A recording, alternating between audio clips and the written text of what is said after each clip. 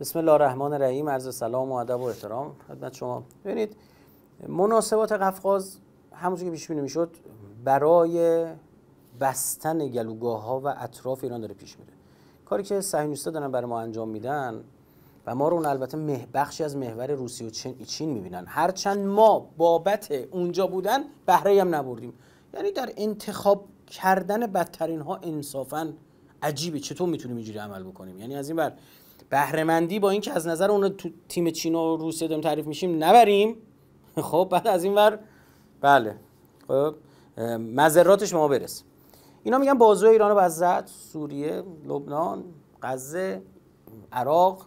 یکی دیگه هم این خفقان راهبردی ایران، یعنی ببین همه چی به ایران دور بزنه. نتانیاهو تو سازمان ملل اون اکثر آورد بالا، گفت کریدور پایین، اینا محور منفورن، خب کشورهای نفرین شدگانن. از بالامون هم این کریدور تورانی باید رد بشه که در واقع تمام قد انگلیس پرونده دستشه وسطه. خب یه تیکه از مرز ارمنستان با ما مونده. اینا اومدن چیکار کردن؟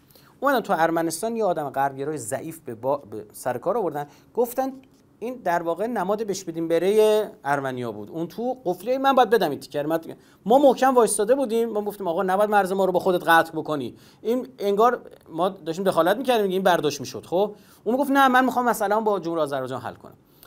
تا این ماجرای درگیری ما با رژیم به وجود اومد، اونا فکر می‌کردن رژیم صهیونیستی غلبه می‌کنیدن، نتونست.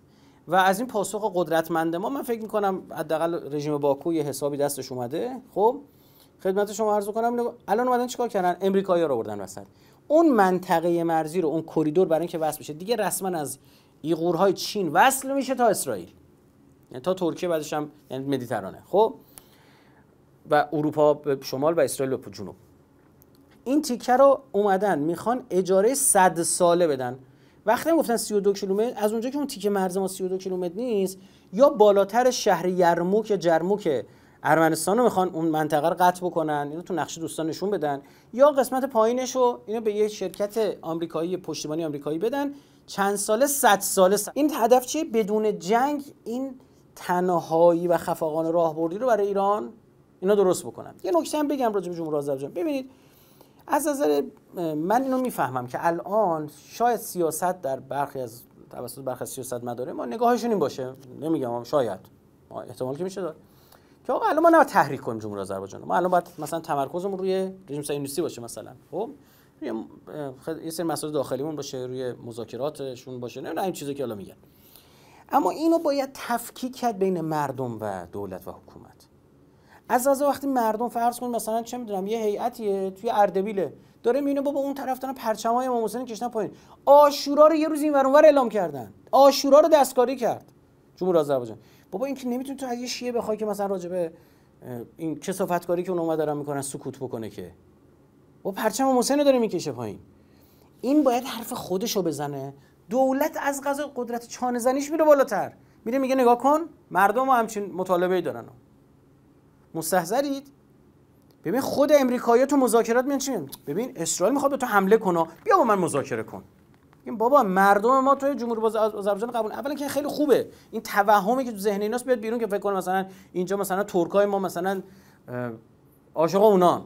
همین چند وقت پیش بود یکی از این بلاگرای کثیف و نجس بی حیا و بی عفتشون، به معنی واقعا میخوام فوشه بدتر به این یارو بدم نمیشه داد، ببین چه نسبت به مردم شریف و عزیز و پاک و اصیل و غیور و غیرتمند تبریز و اردبیل داد. زشتم و دوستان کلیپش رو بزنید تو بفهم تعمق این بی‌شرفا چه میگذره. خب sizce bu Latanyas. شما اینا رو بشناسید. Azərbaycanlılar səslərirəm buradan.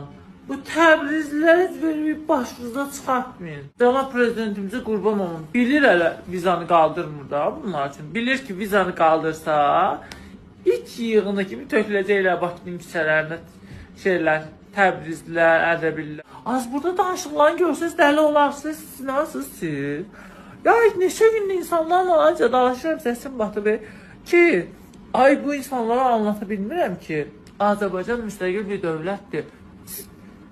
Dağda verər eşək qayran adamlarsınız. Siz hara, Azərbaycan hara? Azərbaycan bir dövlətdir. İran da bir dövlətdir. Uşaqlar, Cənubi Azərbaycan deyə bir şey yoxdur. İran İslam Respublikası var. Onun tərkibində Heç deməyin ki 40 milyon Azərbaycanlı var, 50 milyon Azərbaycanlı var. Onun tərkibində bizə qarşı gözü dönmüş 40 milyon insan var. Onlar özlərini Azərbaycan, bizi Bakılılar sanır. اینا فکر کنم مثلا ترکای ما دلشون بر نه بذار این خبر به اونا برسه، اینا مسئولان محترم ما بدونن. این نباشه فکر کن الان این موجه بره ببینم چی نشون، مسئول ما بره بگه آقا نگاه کن مردم ما اینن نسبت به تو، شیعیان ما اینن، اونا که نگاه ملی دارن هم اینن، تو یه مسیر دیگه ای داری میری. خب کلی گزارش اومد این ایام که نمیدونم مثلا رژیم صهیونیستی از فضای اونجا استفاده کرده، هوای اونجا استفاده کرده، فلان کرده، اینا حتما باید رسیدگی بشه، حتما رسیدگی خواهد شد. خب منتها بله منم میفهم بعضی موقع اهم و مهمایی وجود دارد که باید به اینا دقت کرد و ما هم حواسمون باید باشه، متوجه باشیم. پس پلن اصلی چیه؟ پلن اصلی اون تنهایی استراتژیک ایرانه، این ایزوله شدن ایرانه. انگار که ایران مثل یه صخره‌ای که این رودخونه میاد از کناراش رد میشه، که سنگیه که این بالا خشک مونده نکنه، اینا میخوان این کارو بکنن. ببین نفت دیگه نیاز به نفت ایران نداریم، بذار کنار، اصلا نمیذارن بفروشی، یعنی تونستن بازار خودشون چیکار کنن؟ تامین کنن. دو، کریدوری هم دیگه به تو نیاز نداشته باشیم، به گازت هم نیازی نداشته باشیم. کشورهایی که مثلا خریدار نفت و گاز ایران بودن و رفتن باشون رایزنی کردن، آقا بیا برو نفت عربستان رو بخر، فلان کن، بهمان کن، این انرژی جایگزین رو، انرژی آفتابی ببر، چیکار کن. این یعنی چی؟ یعنی ایران از ببین این دیگه قصه ای نیستش که یه حکومت دو حکومت مثلا آخوندا نباشن نمیدونم کی بیاد، این حرفا نیستا. اون موقع اصلا دیگه ایران اهمیت خودش از دست میده دیگه. وقتی یک راه چه میدونم خط لوله گاز کشیده شد، چون مثلا حکومت عوض بشه میگه خط لوله گاز جدید اینجا میکشن، نه دیگه، اونا میلیاردها دلار هزینه کردن. وقتی یک کریدوری راه انداختن، ایرانو دور زدن، خط آهنشو زدن، نمیدونم آسفالتشو درست کردن، خط هواپیمایی فرودگاهشو چیدن، دیگه اون موقع چرا باید بیان سراغ ایران؟ و اون موقع این تنهایی این که ایرانو گیر بندازن، از پایین یک سد کریدوری، از بالا هم یه سد دیگه، خب و ایران رو چیکارش کنن؟ خفش بکنن. اون موقع تو با چی میخوای؟ تو همینجوری باید بچرخی، همینجوری خود باشی، نه نفت الزاما مزیتی برات داره، نه اون قدرت این که تنگه هرمز رو میبندم ها، کریدوری تو داری میگی دیگه، میگه آقا انقدر نفت داره اینجا رد میشه میبندم ها، اینا رو از دست ندی. اونا دنبال اینن. الان شما ببین خطوط لوله نفتی که از درون خلیج فارس، یعنی قسمت داخلی تنگه هرمز، این طرف تنگه هرمز سمت ما، رد کردن، از آرامکو کشیدن به دریای سرخ بالای تنگه باب المندب، که عملا چیکار بکنن؟ یعنی اگه ما هم بستیم، یمنیان بستن، اونو بتونن دور بزنن. او داره کارشو میکنه، ما نباید بشینیم. ببینید شما چند تا بازو دارید، گفتم اسرائیل دنبال ایزوله کردن آمریکا، ما رو ضعیفمون کنن. امریکا بدونید هیچ وقت در طول تاریخ با هیچ کشوری قوی نجنگیده. امریکا ضعیف کشه، اول ضعیف میکنه بعد حمله میکنه، اول نفت در برابر غزه بزنه بعد حمله، افغانستان بعد حمله. متوجه چی میگم؟ اونا نمیتونن با ایران قوی که میتونه یهوی اثر بذاره نفت دنیا رو فلان کنه. پس وقتی من میبینم دارن یه دستمو کوتاه میکنن، باید یه دست دیگه در بیارم. اینو میدم به شرطی که چیز آورده دیگه داشته باشم. اورانیوممو میدم، یه چیز دیگه‌مو تقویت میکنم. نمیشه که هم اینو بدم هم اونو. بدیهیات، یعنی به سمت خلع سلاح پیش رفتنه. این خطا و خیانته. ببینید ما اتفاقاتی که داره اطراف میفته رو باید رصد بکنیم. سفر جولانی به جمهوری آذربایجان محل توجهه. ما میدونیم که اینا قبلا تکفیریا رو بردن اون طرف. ببینید اینا ترکیه که با استان هاتایش وصل بود به ادلب، از اونجا ما فیلماشو داریم که طرف بعد از جنگ تو سوریه همینا که محور مقاومت تونست اینا رو جمع کنه همه رو ببره تو ادلب، طرف آخوندشون داره سخنرانی میکنه و میگه امروز ما باید بریم در دفاع از الهام علیف بجنگیم. خود اینا شاکی میگن بابا این جمهوری آذربایجانی شیعه‌ان، ما سر شیعیانو داریم اینجا تا دیروز میبریدیم، بلند شیم بریم دفاع کنیم. اینا مال زمان چند سال پیشه، برای هم جنگ قره باغشون می‌خواست پیش بیفته. و ان معركتنا الان فی آذربایجان، الان این که جولانی میرود آنجا، شما بدونید چندین پارچه آبادی تو همین تصرفات جدید ارمنستان خالی از سکنه شد. این باید حواستون باشه که مبادا اینا رو برای اونجا اسکان بدن.